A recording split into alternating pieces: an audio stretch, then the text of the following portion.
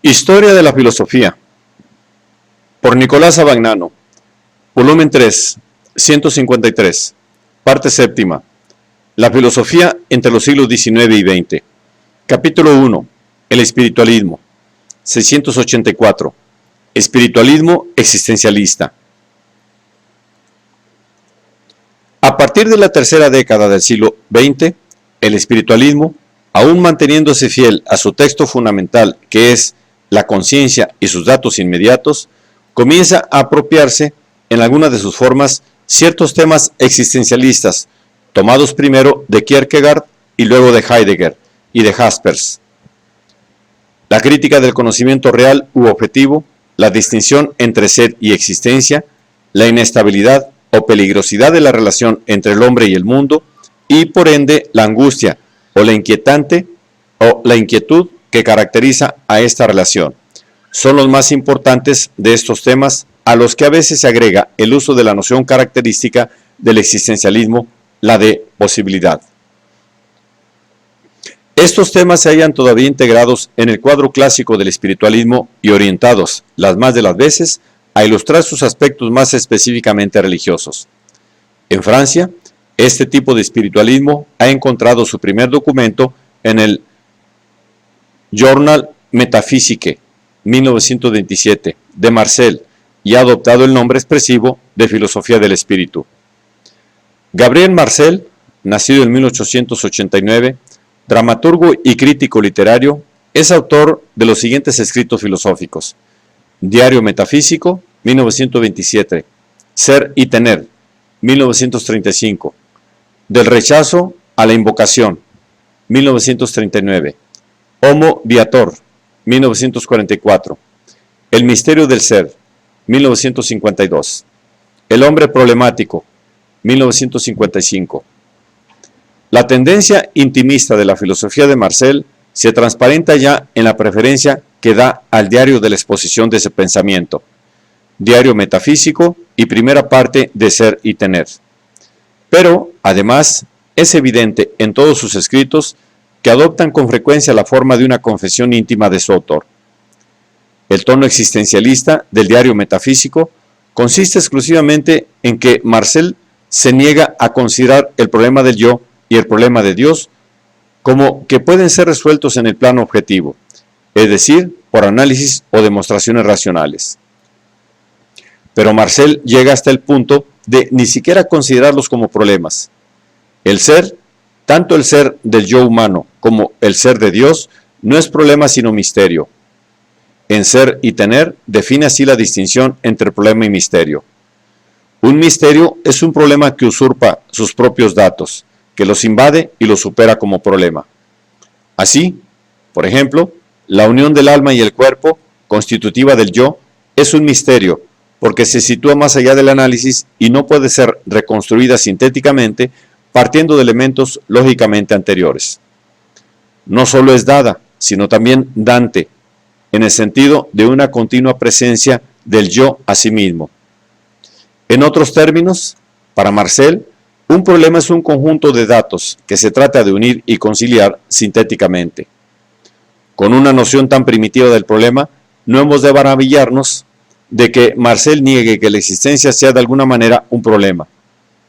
El problema domina la categoría del tener, propia de la consideración objetivante. En efecto, en esta, los términos considerados son objetivos y extraños al sujeto que los considera, y al ponerlos juntos y descubrir su vinculación sintética, es precisamente el problema. La exterioridad de los términos condiciona el tener. La exterioridad de los términos condiciona el tener, en cuanto supone la exterioridad de la cosa poseída y el dominio sobre ella. Pero la categoría del tener es, en realidad, la categoría de la servidumbre del hombre respecto al mundo, ya que el dominio sobre la cosa poseída tiende a invertirse por completo y convertirse en el de la cosa poseída sobre su poseedor. El hombre que vive en la categoría del tener es el hombre esquematizado en su función social o vital, ligado a la vacuidad del mundo y sus problemas. Pero, más allá del tener y de los problemas relacionados con él, el ser se revela en el misterio de que se rodea. La única postura frente al mismo no es ya la del análisis y la problematización, sino la del amor y la fidelidad, por los cuales el hombre se abre a su acción y se hace disponible para él. En efecto, en el amor y en la fidelidad, el misterio se presenta en la forma de un tú al cual pertenece el yo y al que no puede negarse a menos de anularse a sí mismo. El reconocimiento del misterio es la condición del amor entre los hombres. Los seres no pueden unirse más que en la verdad, pero esta es inseparable del reconocimiento del gran misterio que nos rodea y en el que tenemos nuestro ser. La fidelidad, el amor, empeñan al hombre en una realidad que no puede problematizarse y que por esto lo funda en su subjetividad. La filosofía debe conducir al hombre hasta el punto de hacerle posible la irradiación fecundante de la revelación, pero no arrastra al hombre a que se adhiera a una religión determinada. Sin embargo, según Marcel, la verdadera actitud metafísica es la del santo que vive en la adoración de Dios. Los últimos escritos de Marcel están dedicados preferentemente a la crítica de la sociedad contemporánea y a exaltar los valores de la espiritualidad religiosa como remedio a sus males.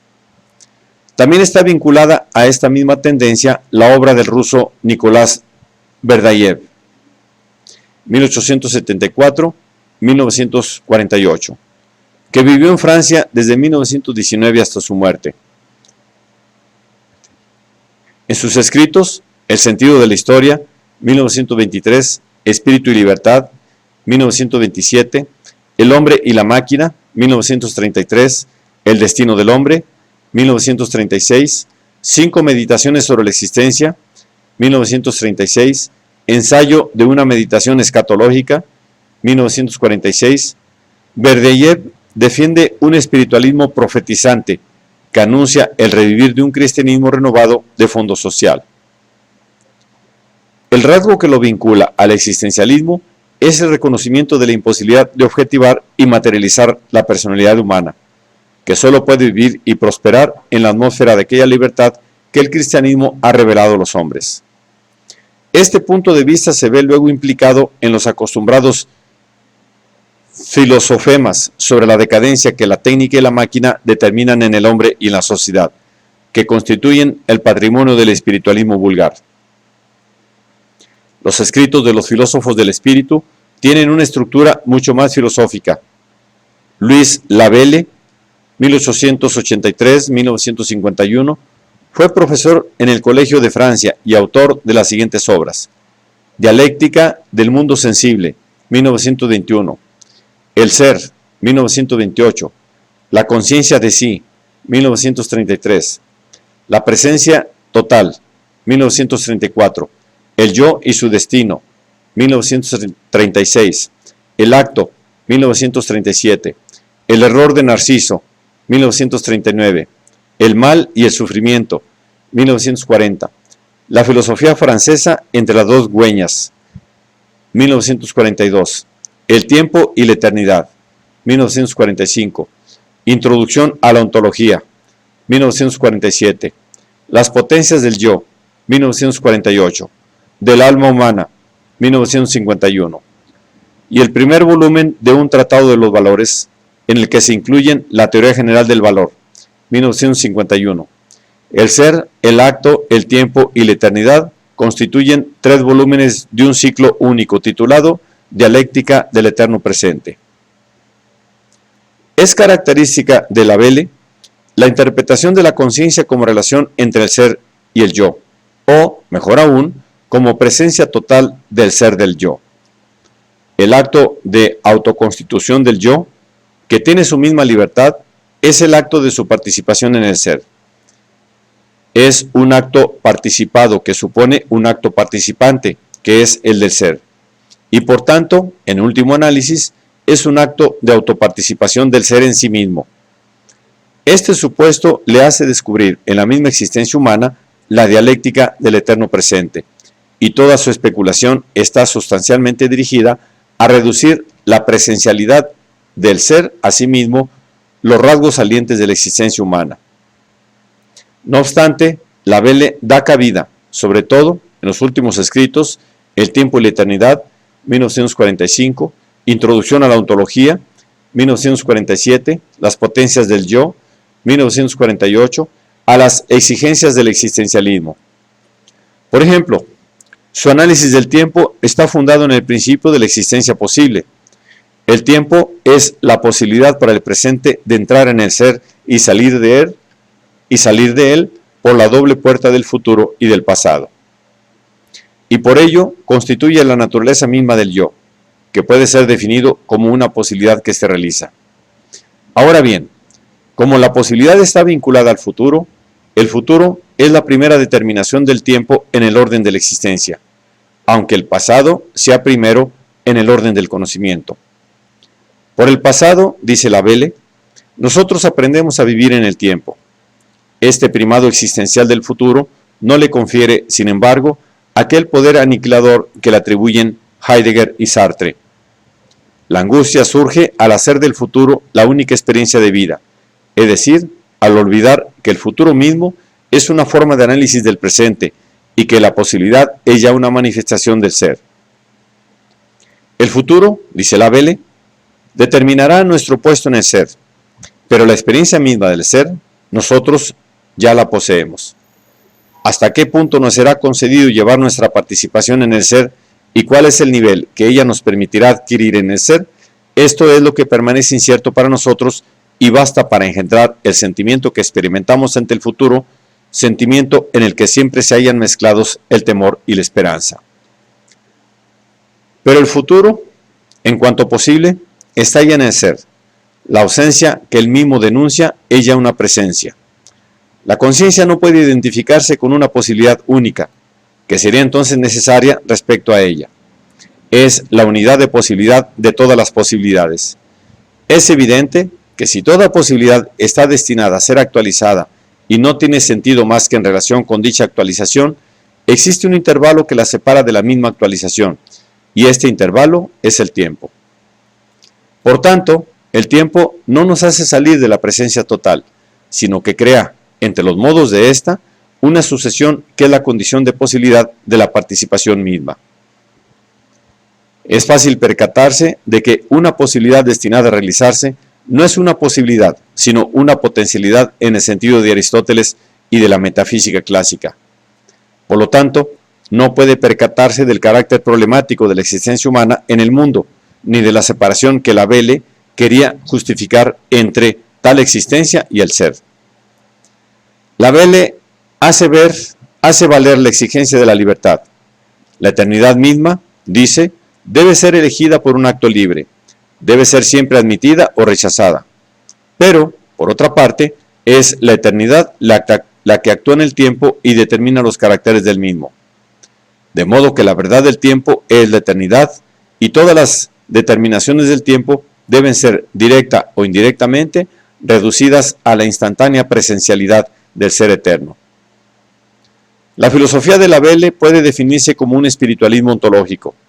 Un espiritualismo axiológico puede, en cambio, denominarse la filosofía de Renato Lessene, 1882-1954, que fue profesor de la Sorbona y autor de los siguientes escritos: Introducción a la filosofía, 1925, El deber, 1930, Obstáculo y valor, 1934, Tratado de Caracteriología, 1945, El destino personal, 1951, El descubrimiento de Dios, colección póstuma de ensayos, 1955.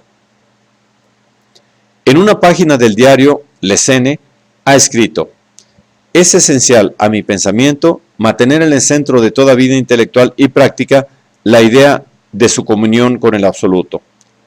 La ontología espiritualista clásica sustituye a la filosofía de Dios por la del hombre. El kantismo ha inaugurado la filosofía de la humanidad. Ahora hay que hacer la de la relación del hombre con Dios.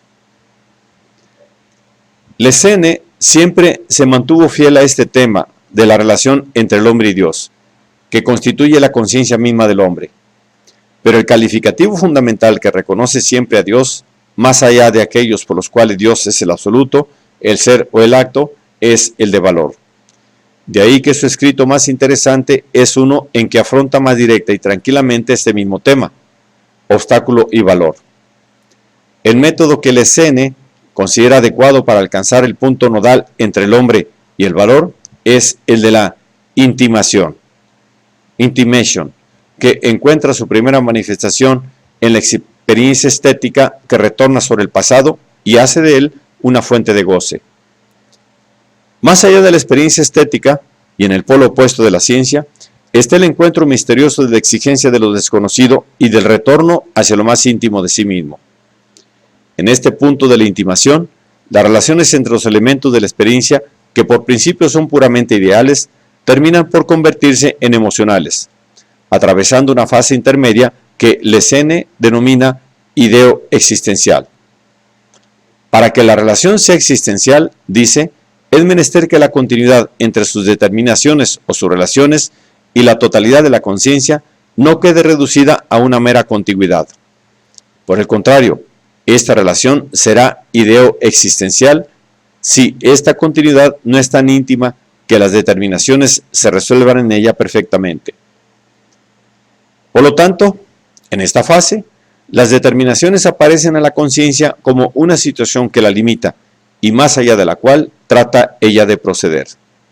Es la fase en que se abre la separación entre el ser y el deber ser, y en la que aparece el obstáculo que es, según Lessene, la condición indispensable para la realización del yo. En efecto, el obstáculo interrumpe bruscamente la espontaneidad primitiva de la experiencia, determina y limita la experiencia en una situación de hecho. Del sentimiento de esta limitación nace el me o mi, es decir, el yo empírico que se contrapone al objeto, proporcionando con esta contraposición la esencia dramática del conocimiento teórico. Pero, por otro lado, reconocer el límite significa presentir lo que está más allá del límite, lo que no está determinado o arrojado en la situación de hecho a que él me pertenece. En el acto mismo del reconocimiento del obstáculo, el me se adelanta más allá de él, hacia algo de donde proviene todo obstáculo o determinación, pero que no se agota en ningún obstáculo ni en ninguna determinación. Este algo es el valor que, en cuanto ilimitado y primero, es Dios mismo. Dios es el yo del valor. El yo es, por tanto, bifronte. Él, dice Lessene, es me y es Dios. Pero puesto que como unidad de la experiencia es eminentemente indivisible en su principio, comporta y opone el uno al otro en sus dos aspectos, haciéndolos solidarios. El yo, en cuanto me, experimenta su aislamiento. En cuanto Dios, su apertura, que la inadecuación definitiva del me a la infinitud de Dios debe proponerle incesantemente. Por consiguiente, ninguna ruptura radical puede intervenir entre Dios y me. Y si la moralidad es bipolar, o sea, creación o vileza, ascensión o caída, ello ocurre para que el yo pueda oponerse a Dios como a un objeto en el que no ve más que la naturaleza, o sea, unirse a él como a un amigo. Desde este punto de vista, el valor es la nada de la determinación. Es, pues, la negación del carácter determinante y necesario de la situación de hecho en que el hombre es arrojado y en la que hace la experiencia del obstáculo. El valor se anularía si se redujera a la determinación. Esta irreductibilidad suya a toda determinación posible constituye su carácter absoluto. La existencia humana, que vive en la determinación y busca el valor, se sitúa entre una y otra. La existencia se presenta en el intervalo entre el valor infinito y la nada, teniendo con ellos en común la esencia de negar la determinación. Es, por tanto, un corte momentáneo y parcial del valor, y puesto que el valor es Dios mismo, es encarnación de Dios en nosotros. La relación entre el hombre y Dios es un doble cogito. Este une y opone al mismo tiempo a Dios, de quien el me experimenta alternativamente la voluntad en el obstáculo y la gracia en el valor, y el me que restringe la experiencia del valor dentro de los límites de su naturaleza. Estos dos aspectos no existen ni pueden ser pensados, sino en su relación. Dios es, por tanto, un Dios con nosotros. Dios y nosotros es solamente una ficción límite, que únicamente tiene significado en cuanto hace del valor un medio de reconciliación o una ocasión de desesperarse. En el caso límite en que Dios fuese verdaderamente delante de mí un Dios para sí, la existencia misma del me sería imposible. Pero la idea del Dios y nosotros puede ser también estímulo y ayuda para una comunicación más profunda con Dios. En todo caso, Dios sin nosotros es el mito trascendental que se relaciona con la existencia del mismo modo que el mito trascendental del mundo de la naturaleza se relaciona con la determinación. Como se ve, la filosofía del espíritu de Lessene y Lavelle tiene inspiración y finalidad religiosa centrándose en torno al tema de la conciencia como relación entre el yo y Dios.